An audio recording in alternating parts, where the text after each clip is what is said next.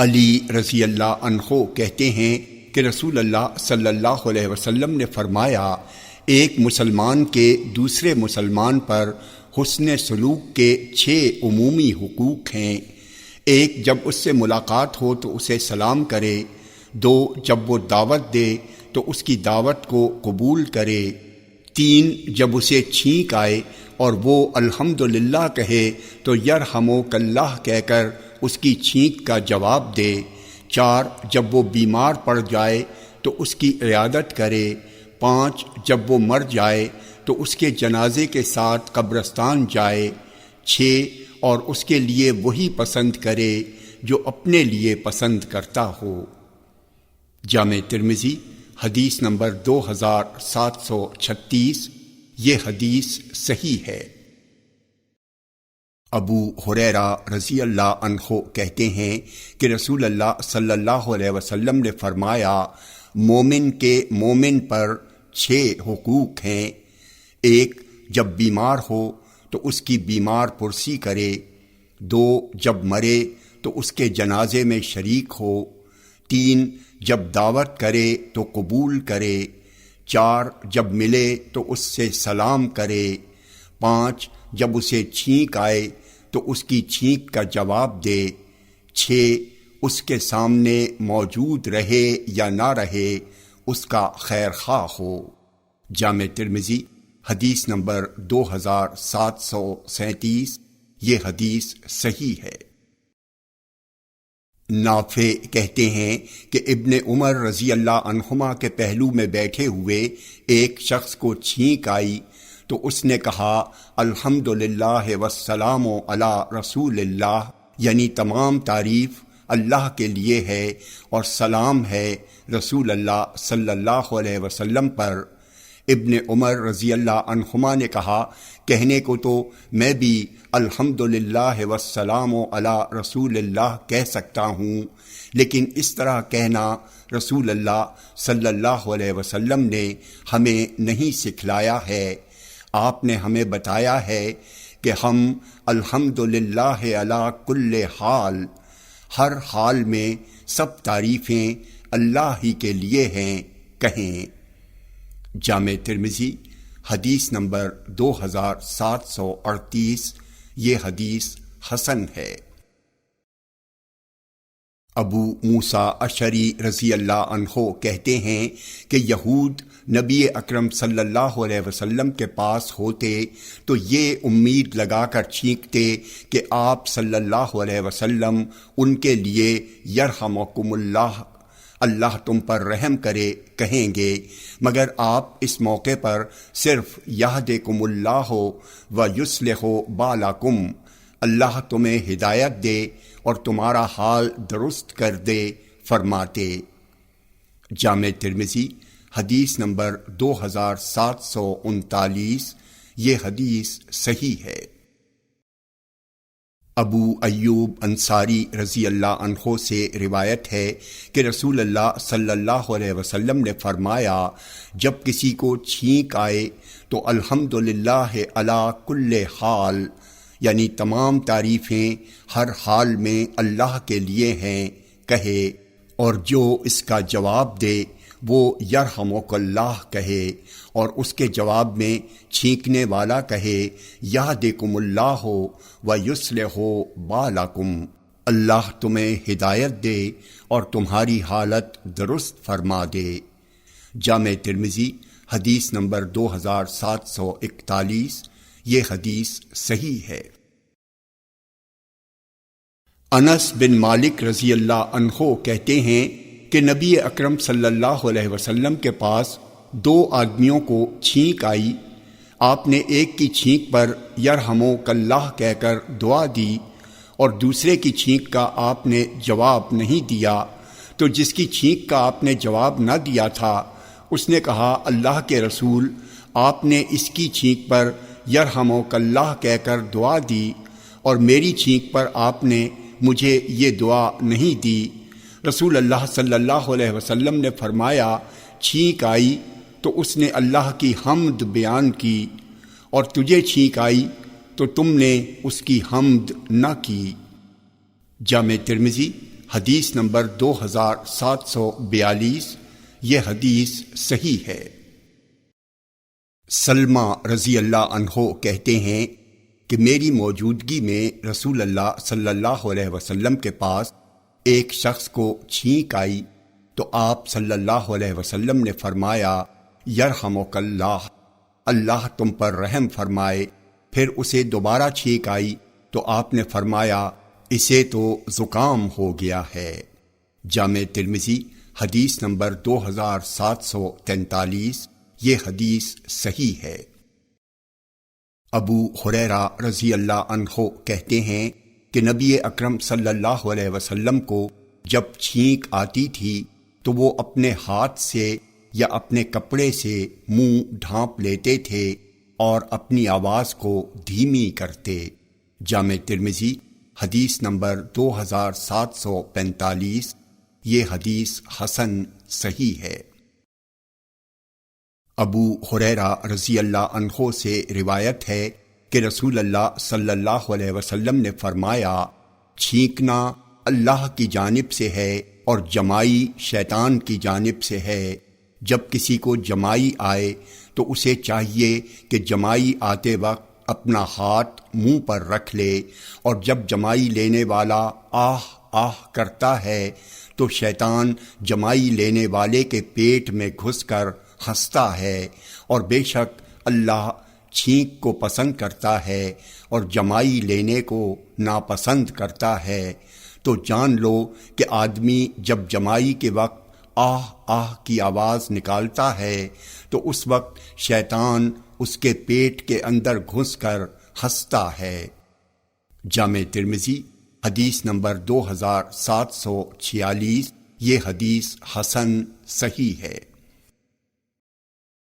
ابو ہریرہ رضی اللہ عنہ سے روایت ہے کہ رسول اللہ صلی اللہ علیہ وسلم نے فرمایا اللہ تعالیٰ چھینک کو پسند کرتا ہے اور جمائی کو ناپسند، پس جب تم میں سے کسی کو چھینک آئے تو وہ الحمدللہ کہے۔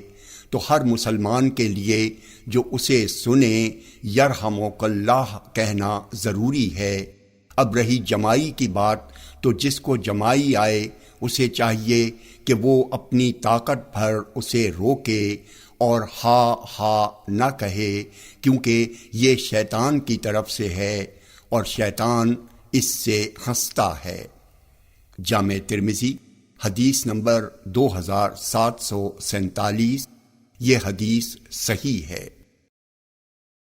عبداللہ بن عمر رضی اللہ عنہما سے روایت ہے کہ رسول اللہ صلی اللہ علیہ وسلم نے فرمایا کوئی شخص اپنے بھائی کو اس کے بیٹھنے کی جگہ سے اٹھا کر خود اس کی جگہ نہ بیٹھ جائے۔ جامع ترمذی حدیث نمبر 2749، یہ حدیث صحیح ہے۔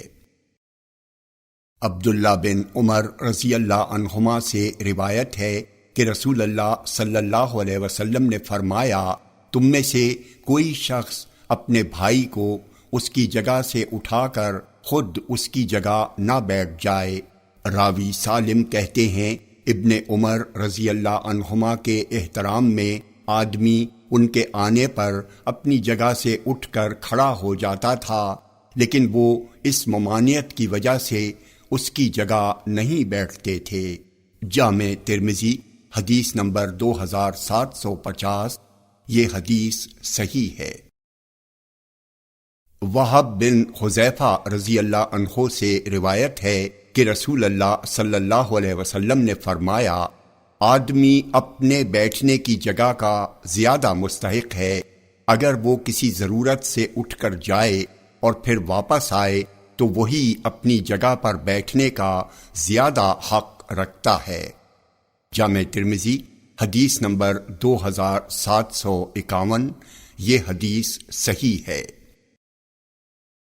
عبداللہ بن عمر رضی اللہ عنہ سے روایت ہے کہ رسول اللہ صلی اللہ علیہ وسلم نے فرمایا کسی بھی شخص کے لیے جائز نہیں کہ وہ دو آدمیوں کے بیچ میں بیٹھ کر تفریق پیدا کرے مگر ان کی اجازت سے۔ جامع ترمذی حدیث نمبر 2752، یہ حدیث حسن صحیح ہے۔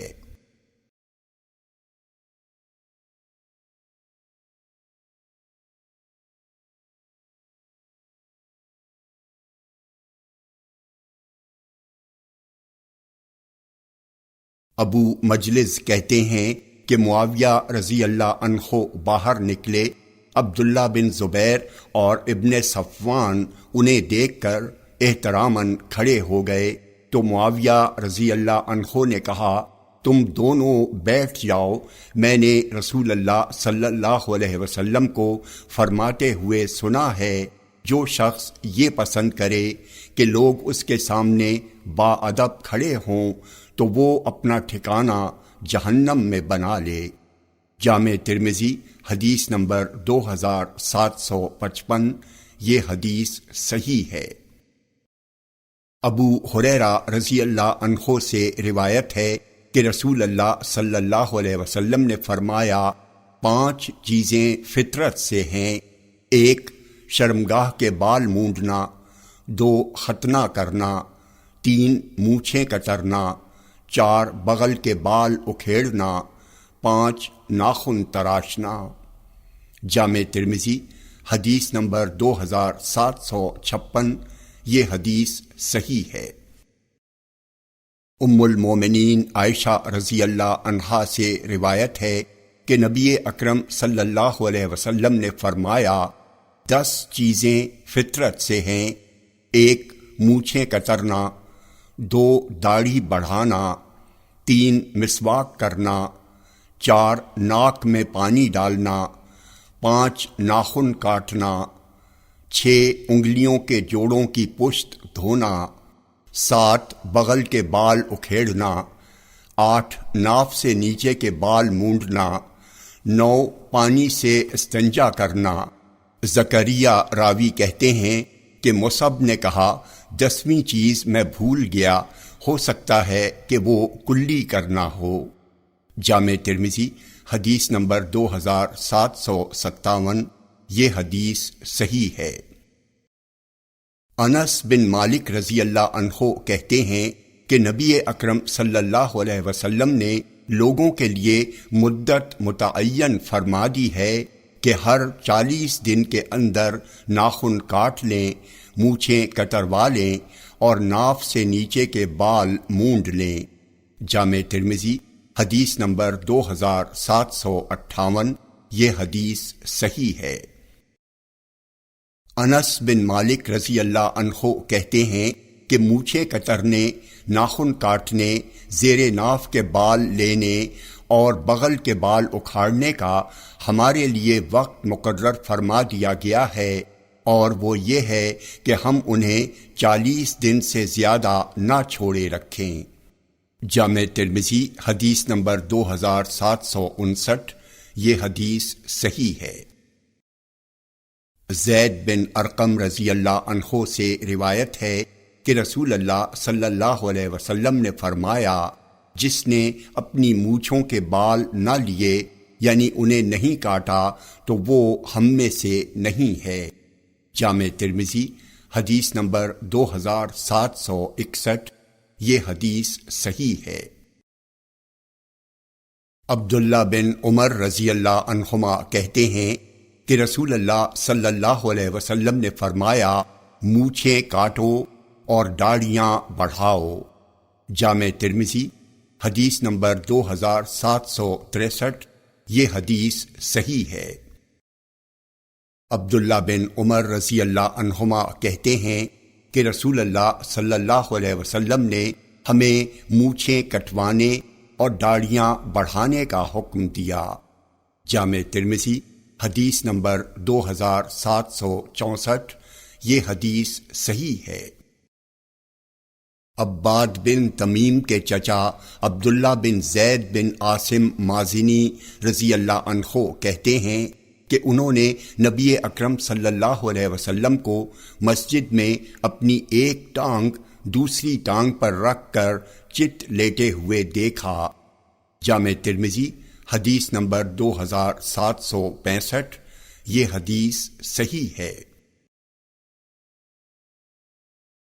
جابر رضی اللہ عنہ سے روایت ہے کہ رسول اللہ صلی اللہ علیہ وسلم نے فرمایا، جب تم میں سے کوئی اپنی پیٹھ کے بل لیٹے تو اپنی ایک ٹانگ دوسری ٹانگ پر نہ رکھے۔ جامع ترمذی حدیث نمبر 2766، یہ حدیث صحیح ہے۔ جابر رضی اللہ عنہ سے روایت ہے کہ رسول اللہ صلی اللہ علیہ وسلم نے ایک کپڑے میں سما اور احتباء کرنے اور ایک ٹانگ دوسری ٹانگ پر رکھ کر چت لیٹنے سے منع فرمایا۔ جامع ترمذی حدیث نمبر 2767، یہ حدیث صحیح ہے۔ ابو ہریرہ رضی اللہ عنہ سے روایت ہے کہ رسول اللہ صلی اللہ علیہ وسلم نے ایک شخص کو اپنے پیٹ کے بل اوندھے منہ لیٹا ہوا دیکھا تو فرمایا، یہ ایسا لیٹنا ہے جسے اللہ پسند نہیں کرتا۔ جامع ترمذی حدیث نمبر 2768، یہ حدیث حسن صحیح ہے۔ معاویہ بن حیدہ رضی اللہ عنہ سے روایت ہے کہ میں نے عرض کیا، اللہ کے رسول، ہم اپنی شرمگاہیں کس قدر کھول سکتے ہیں اور کس قدر چھپانا ضروری ہیں؟ آپ نے فرمایا، اپنی بیوی اور اپنی لونڈی کے سوا ہر کسی سے اپنی شرمگاہ کو چھپاؤ۔ انہوں نے کہا، آدمی کبھی آدمی کے ساتھ مل جل کر رہتا ہے۔ آپ نے فرمایا، تب بھی تمہاری ہر ممکن کوشش یہی ہونی چاہیے کہ تمہاری شرمگاہ کوئی نہ دیکھ سکے۔ میں نے کہا، آدمی کبھی تنہا ہوتا ہے؟ آپ نے فرمایا، اللہ تو اور زیادہ مستحق ہے کہ اس سے شرم کی جائے۔ جامع ترمذی حدیث نمبر 2769، یہ حدیث صحیح ہے۔ جابر بن سمرہ رضی اللہ عنہ سے روایت ہے کہ میں نے رسول اللہ صلی اللہ علیہ وسلم کو اپنے بائیں جانب تکیے پر ٹیک لگا کر بیٹھے ہوئے دیکھا۔ جامع ترمذی حدیث نمبر 2770، یہ حدیث صحیح ہے۔ جابر بن سمرہ رضی اللہ عنہ سے روایت ہے کہ میں نے نبی اکرم صلی اللہ علیہ وسلم کو تکیے پر ٹیک لگائے ہوئے دیکھا۔ جامع ترمذی حدیث نمبر 2771، یہ حدیث صحیح ہے۔ ابو مسعود رضی اللہ عنہ کہتے ہیں کہ رسول اللہ صلی اللہ علیہ وسلم نے فرمایا، کسی کے حدود اقتدار و اختیار میں اس کی اجازت کے بغیر امامت نہیں کرائی جا سکتی، اور نہ ہی کسی شخص کے گھر میں اس کی خاص جگہ پر اس کی اجازت کے بغیر بیٹھا جا سکتا ہے۔ جامع ترمذی حدیث نمبر 2772، یہ حدیث صحیح ہے۔ بریدہ رضی اللہ عنہ کہتے ہیں کہ نبی اکرم صلی اللہ علیہ وسلم چلے جا رہے تھے کہ اسی دوران ایک شخص جس کے ساتھ گدھا تھا آپ کے پاس آیا اور آپ سے عرض کیا، اللہ کے رسول، آپ سوار ہو جائیے، اور خود پیچھے ہٹ گیا تو رسول اللہ صلی اللہ علیہ وسلم نے فرمایا، تم اپنی سواری کے سینے پر یعنی آگے بیٹھنے کے زیادہ حقدار ہو، الا یہ کہ تم مجھے اس کا حق دے دو۔ یہ سن کر فوراً اس نے کہا، میں نے اس کا حق آپ کو دے دیا، پھر آپ اس پر سوار ہو گئے۔ جامع ترمذی حدیث نمبر 2773، یہ حدیث صحیح ہے۔ جابر رضی اللہ عنہ کہتے ہیں کہ رسول اللہ صلی اللہ علیہ وسلم نے فرمایا، کیا تمہارے پاس غالیچے ہیں؟ میں نے کہا، غالیچے ہمارے پاس کہاں سے ہوں گے؟ آپ نے فرمایا، تمہارے پاس عنقریب غالیچے ہوں گے۔ تو اب وہ زمانہ آ گیا ہے، میں اپنی بیوی سے کہتا ہوں کہ تم اپنے غالیچے مجھ سے دور رکھو، تو وہ کہتی ہے، کیا رسول اللہ صلی اللہ علیہ وسلم نے یہ نہ کہا تھا کہ تمہارے پاس غالیچے ہوں گے؟ تو میں اس سے درگزر کر جاتا ہوں۔ جامع ترمذی حدیث نمبر 2774، یہ حدیث صحیح ہے۔ سلمہ رضی اللہ عنہ کہتے ہیں کہ میں نبی اکرم صلی اللہ علیہ وسلم کے شہبا نامی خچر کو، جس پر آپ اور حسن و حسین سوار تھے، آپ صلی اللہ علیہ وسلم کے حجرے کے پاس صحن میں لیتا چلا گیا۔ حسن آپ کے آگے اور حسین آپ کے پیچھے بیٹھے تھے۔ جامع ترمذی حدیث نمبر 2775، یہ حدیث صحیح ہے۔ جریر بن عبداللہ رضی اللہ عنہ کہتے ہیں کہ میں نے رسول اللہ صلی اللہ علیہ وسلم سے کسی اجنبی عورت پر اچانک پڑ جانے والی نظر سے متعلق پوچھا تو آپ نے فرمایا، تم اپنی نگاہ پھیر لیا کرو۔ جامع ترمذی حدیث نمبر 2776، یہ حدیث صحیح ہے۔ بریدہ رضی اللہ عنہ سے روایت ہے کہ نبی اکرم صلی اللہ علیہ وسلم نے فرمایا، علی، نظر کے بعد نظر نہ اٹھاؤ، کیونکہ تمہارے لیے پہلی نظر معاف ہے اور دوسری معاف نہیں ہے۔ جامع ترمذی حدیث نمبر 2777، یہ حدیث حسن ہے۔ عمرو بن عاص رضی اللہ عنہ کے مولا یعنی آزاد کردہ غلام سے روایت ہے کہ عمرو بن عاص رضی اللہ عنہ نے انہیں علی رضی اللہ عنہ کے پاس ان کی بیوی اسماء بنت امیس سے ملاقات کی اجازت مانگنے کے لیے بھیجا تو انہوں نے اجازت دے دی۔ پھر جب وہ جس ضرورت سے گئے تھے اس سے کہہ سن کر فارغ ہوئے تو ان کے مولا یعنی آزاد کردہ غلام نے ان سے اس کے متعلق پوچھا تو انہوں نے کہا، رسول اللہ صلی اللہ علیہ وسلم نے ہمیں عورتوں کے پاس ان کے شوہروں سے اجازت لیے بغیر جانے سے منع فرمایا ہے۔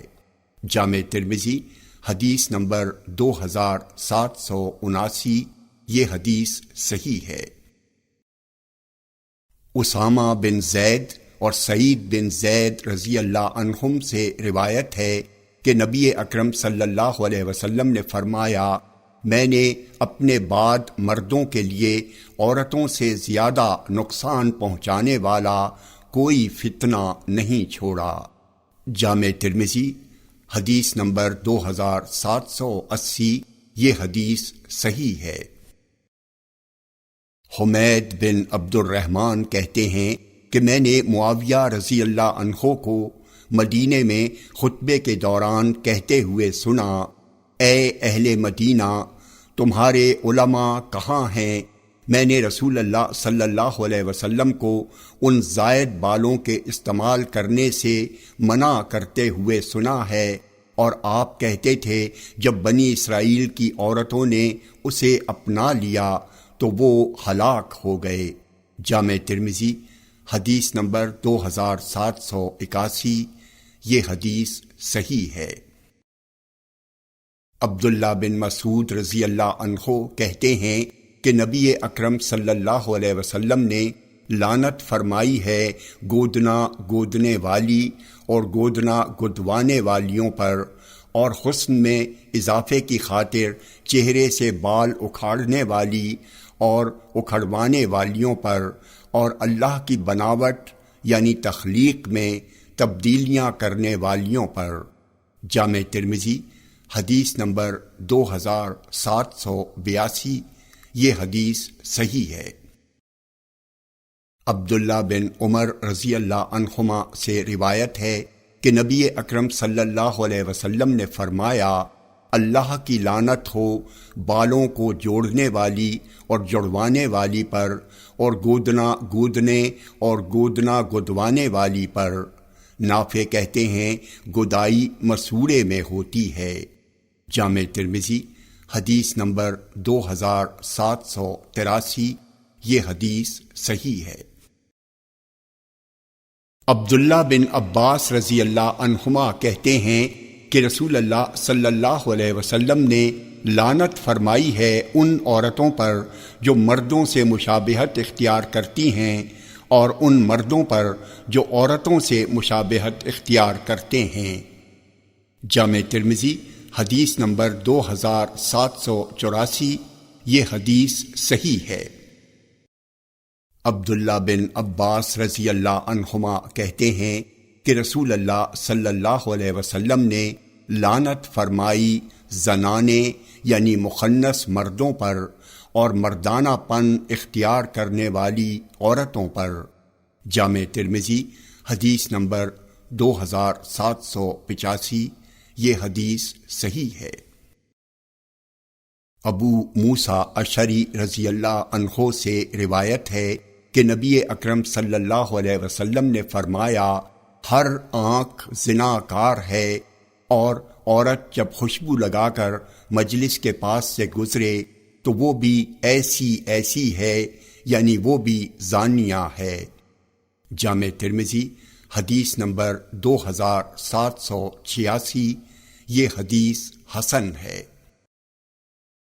ابو ہریرہ رضی اللہ عنہ کہتے ہیں کہ رسول اللہ صلی اللہ علیہ وسلم نے فرمایا، مردوں کی خوشبو وہ ہے جس کی مہک پھیل رہی ہو اور رنگ چھپا ہوا ہو، اور عورتوں کی خوشبو وہ ہے جس کا رنگ ظاہر ہو لیکن مہک اس کی چھپی ہوئی ہو۔ جامع ترمذی حدیث نمبر 2787، یہ حدیث حسن ہے۔ عمران بن حسین رضی اللہ عنہ کہتے ہیں کہ نبی اکرم صلی اللہ علیہ وسلم نے مجھ سے فرمایا، مرد کی بہترین خوشبو وہ ہے جس کی مہک پھیلے اور اس کا رنگ چھپا رہے، اور عورتوں کی بہترین خوشبو وہ ہے جس کا رنگ ظاہر ہو اور خوشبو چھپی رہے۔ اور آپ صلی اللہ علیہ وسلم نے زین کے اوپر انتہائی سرخ ریشمی کپڑا ڈالنے سے منع فرمایا۔ جامع ترمذی حدیث نمبر 2788، یہ حدیث صحیح ہے۔ ثمامہ بن عبداللہ کہتے ہیں کہ انس رضی اللہ عنہ خوشبو کی چیز واپس نہیں کرتے تھے، اور انس رضی اللہ عنہ کہتے ہیں نبی اکرم صلی اللہ علیہ وسلم خوشبو کو واپس نہ کرتے تھے۔ جامع ترمذی حدیث نمبر 2789، یہ حدیث صحیح ہے۔ عبداللہ بن عمر رضی اللہ عنہما کہتے ہیں کہ رسول اللہ صلی اللہ علیہ وسلم نے فرمایا، 3 چیزیں ہدیہ و تحفہ میں آئیں تو وہ واپس نہیں کی جاتی ہیں، تکیے، دہن اور دودھ۔ دہن تیل سے مراد خوشبو ہے۔ جامع ترمذی حدیث نمبر 2790، یہ حدیث صحیح ہے۔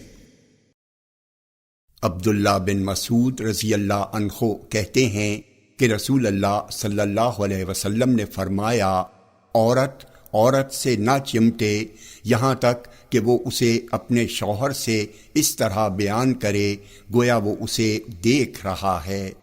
جامع ترمذی حدیث نمبر 2792، یہ حدیث صحیح ہے۔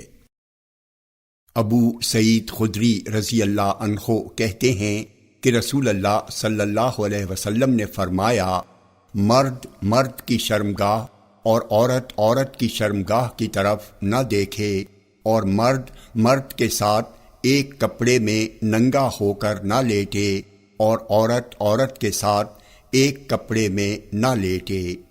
جامع ترمذی حدیث نمبر 2793، یہ حدیث صحیح ہے۔ معاویہ بن حیدہ رضی اللہ عنہ کہتے ہیں کہ میں نے کہا، اللہ کے نبی، ہم اپنی شرمگاہیں کس قدر کھول سکتے ہیں اور کس قدر چھپانا ضروری ہے؟ آپ نے فرمایا، تم اپنی شرمگاہ اپنی بیوی اور اپنی لونڈی کے سوا ہر ایک سے چھپاؤ۔ میں نے پھر کہا، جب لوگ مل جل کر رہ رہے ہوں تو ہم کیا اور کیسے کریں؟ آپ نے فرمایا، تب بھی تمہاری ہر ممکن کوشش یہی ہونا چاہیے کہ تمہاری شرمگاہ کوئی نہ دیکھ سکے۔ میں نے پھر کہا اللہ کے نبی، جب آدمی تنہا ہو؟ آپ نے فرمایا لوگوں کے مقابل اللہ تو اور زیادہ مستحق ہے کہ اس سے شرم کی جائے۔ جامع ترمذی حدیث نمبر 2794، یہ حدیث حسن ہے۔ جرحد رضی اللہ عنہ کہتے ہیں کہ نبی اکرم صلی اللہ علیہ وسلم مسجد میں جرحد کے پاس یعنی میرے پاس سے گزرے، اس وقت ان کی ران کھلی ہوئی تھی، تو آپ نے فرمایا ران بھی ستر یعنی چھپانے کی چیز ہے۔ جامع ترمذی حدیث نمبر 2795، یہ حدیث صحیح ہے۔ جرحد رضی اللہ عنہ سے روایت ہے کہ نبی اکرم صلی اللہ علیہ وسلم ان کے پاس سے گزرے اور وہ اپنی ران کھولے ہوئے تھے، تو نبی اکرم صلی اللہ علیہ وسلم نے فرمایا اپنی ران ڈھانپ لو کیونکہ یہ ستر چھپانے کی چیز ہے۔ جامع ترمذی حدیث نمبر 2796، یہ حدیث صحیح ہے۔ جرحد اسلمی رضی اللہ عنہ سے روایت ہے کہ نبی اکرم صلی اللہ علیہ وسلم نے فرمایا ران ستر یعنی چھپانے کی چیز ہے۔ جامع ترمذی حدیث نمبر 2797، یہ حدیث صحیح ہے۔ عبداللہ بن عباس رضی اللہ عنہما سے روایت ہے کہ نبی اکرم صلی اللہ علیہ وسلم نے فرمایا ران بھی ستر یعنی چھپانے کی چیز ہے۔ جامع ترمذی حدیث نمبر 2798، یہ حدیث صحیح ہے۔